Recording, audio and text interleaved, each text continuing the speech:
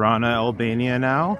And rather than being here as a tourist, which I was a year ago, I'm actually here to give a math talk at University of Tirana and trying to get through this street market, and the car literally just hit me, my elbow. It's a little tight here. So rather than climbing a crumbling pyramid built in honor of a murderous dictator, we're going to do something different. And we're going to go to a castle that dates in part back to the 5th century BC. And public transportation is a little tricky in Tirana. Information seems out of date or inconsistent and no one knows how to get there. So we're going to try and take a taxi there, and hopefully I can actually get there. Some travel vlogs want to make everything look smooth and easy. I'm definitely not going to, because it really doesn't work like that in a place like this. So I was given a couple taxi numbers because I didn't want to pay the, markup or gringo price. This is something you have to watch out for in many places. If you're not a native speaker, they'll charge you 3-4 times as much. And both of the taxi numbers I was given don't work. So, I could try being like, hey, bro, how much does that cost? But probably it's going to be something crazy he's going to give me. So I'm going to try to find out if there's some other way of doing this. But I'm not sure I'll be able to get there. I finally found some numbers that worked, but I got an estimate of around 1,500 lek or $14. And the problem is that there aren't any taxis that can even come here for another half hour. So always an adventure in Albania. It really makes you appreciate Uber or something like that. So while I'm trying to figure this out, we're on a Skanderbeg Square, and Christmas is coming up in about a month. I'm sure I'm going to be posting this well after Christmas, but Albania is a majority Muslim country, and there are also a lot of Christians as well. And one of the really nice things here is the impression I get is that there aren't really any tensions between the religious groups like you see in some other countries. So this is pretty cool. What I think I'm going to do is, now that we have a rough baseline for what it might cost for a taxi, I'm going to go around asking some people. English skills here are actually pretty good, so I don't think there's going to be too much trouble with that. Petrelë Castle? How much? Who? Petrelë Castle. Petrelë Castle.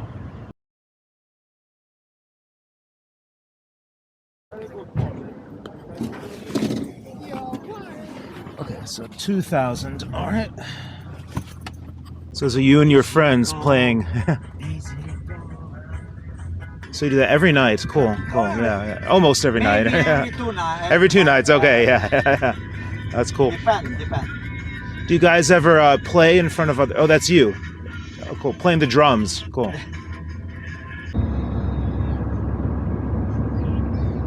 Directly. So that goes to the castle up there. Yes. Directly is only one road. No Okay, problem. easy to find it then. You got some chickens. A beautiful view. All right. I'm going now. Okay. Thank you. Thank you. All right. Have a good day. Good day. Thank you. I have about 2 hours until the bus goes. Minibus there in 2 hours, roughly 4 o'clock. Okay, great. Thank you.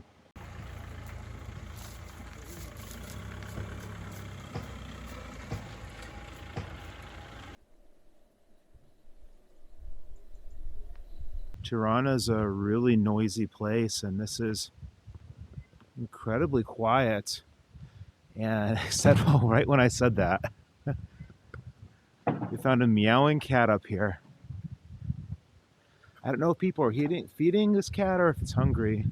I do actually have 1 bag of cat food. Oh, it's meowing. Meow. Meow. Meow. Cats always make liars of you. When you think it's quiet, it's not. So let's see if he's hungry or not. Or she, I don't know which. Got some Whiskas.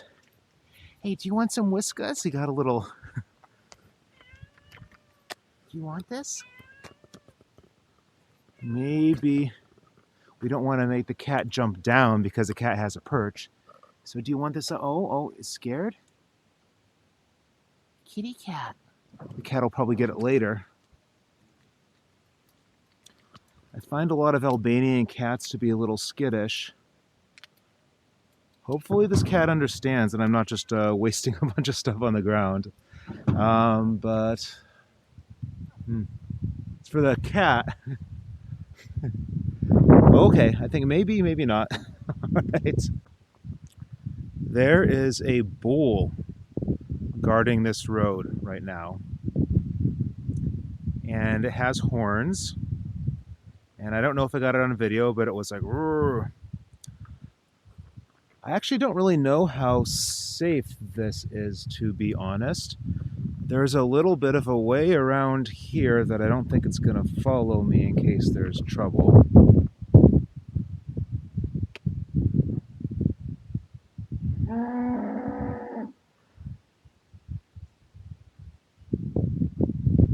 Okay. No matter how high my deadlift is, no matter how much I get my squat up, that thing's overpowering me. So we're going to let him pass. You don't mess with big animals like this.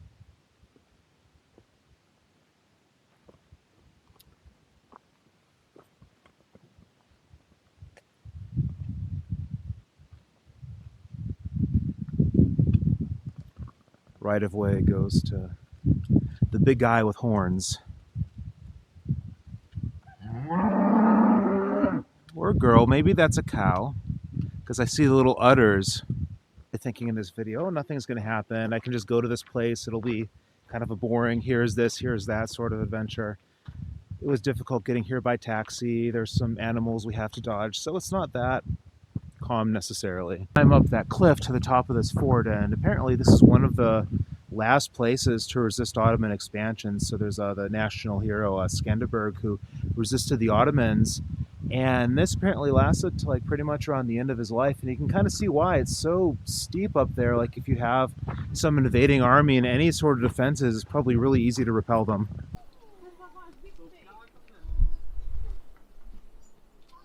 I found in one of my videos a year ago that sometimes Albanians don't like people mostly focusing, of course, on the recent history with Enver Hoxha and the whole communist regime and all that, that there's a huge, rich history of Albania going way, way, way back. And this fort is part of it. So I initially read that this was built in the 5th century, but back there, according to the plaque, it said it was maybe even 3rd century. And it's just been rebuilt, you know, over many, many, many different eras and thousands of years. Of course, it's stating the obvious, but in a place like this, safety is not one of the designs.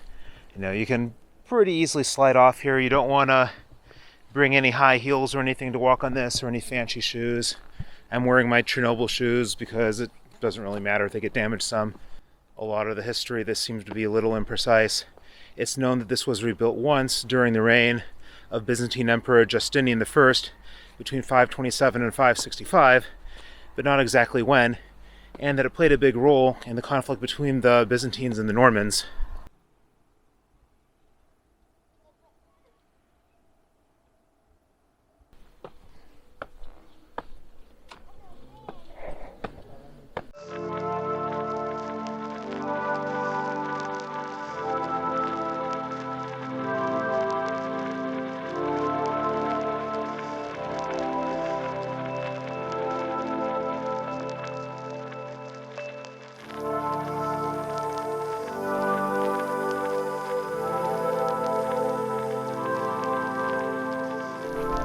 Recording a voiceover here because you get to the top and you have this nice view here, but they are playing music that will for sure get me a copyright strike. They're playing 98 point something Kiss FM.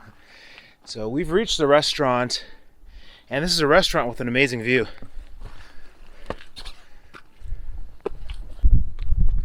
Okay, can't hear the music over here. Imagine eating with this as your view. So come to Albania for this sort of thing. This is totally different than Tirana. I'm curious what it's going to be like in Korçë and Shkodër, or maybe there'll be some other beautiful things here too. But I kind of think that this music sort of puts you out of the mood of being in this type of place. Maybe they should be playing like medieval Albanian music or something like that. Here I have some ribs, it's some beef, and I have some potatoes and some cheese, and it's all actually made right here. It's incredible. They brought me out a salad. I actually said not to, and you know, everyone can make fun of me in the comments. I actually don't like salads, but just kind of be careful. They speak English, but their English may not be that good, so just be careful that there isn't any mistake. But the meal was really, really, really amazing. Like, especially the meat was incredible. And I need to get back because the bus is going to leave soon. And you know, rushing down this. Not the best of ideas, so I'm gonna do this as safely as possible, but the bus leaves in like 10 minutes.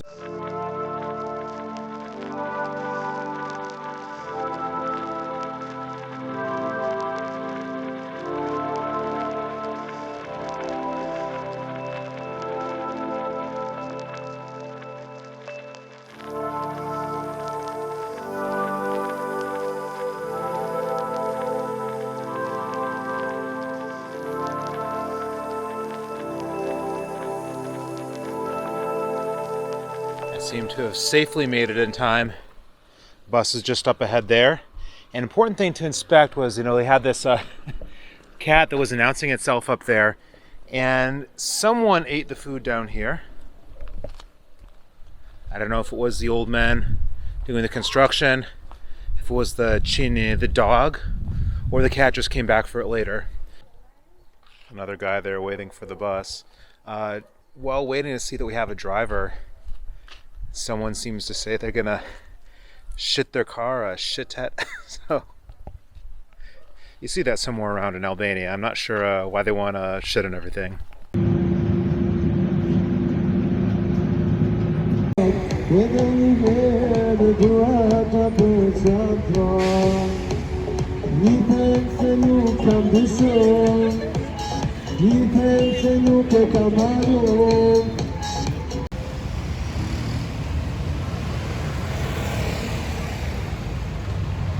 I am back in loud and noisy downtown Tirana. I'm on my way back to my apartment. So apparently there is a bus that goes there. No one knew how to use it. Nothing I found online really said exactly what you needed to do. So stuff happens. Just kind of be prepared when you hear that maybe not everything goes how you want. So I have my math talk tomorrow.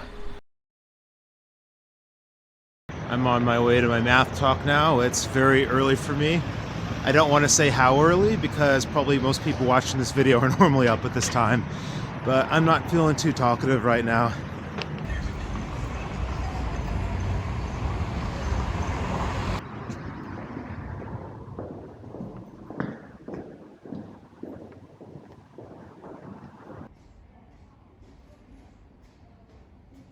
Mirman Jesse.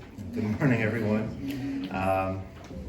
So I'm going to give a talk on normal numbers. So what you basically do is you can demonstrate a set of non-binary normal numbers just because 0 and 1 don't occur with the right frequency. And you can demonstrate such a set that has Hausdorff dimension as close to 1 as you want. Then you go any further than that, then it's the heat death of the universe is long since passed. So that's why I'm not writing down digits. It just doesn't work. It's too slow. Even with modern computers, there's no way. Like, you know the definition of delta epsilon? Epsilon delta of the limit? But when we do it like graphical, for example, some exponential function.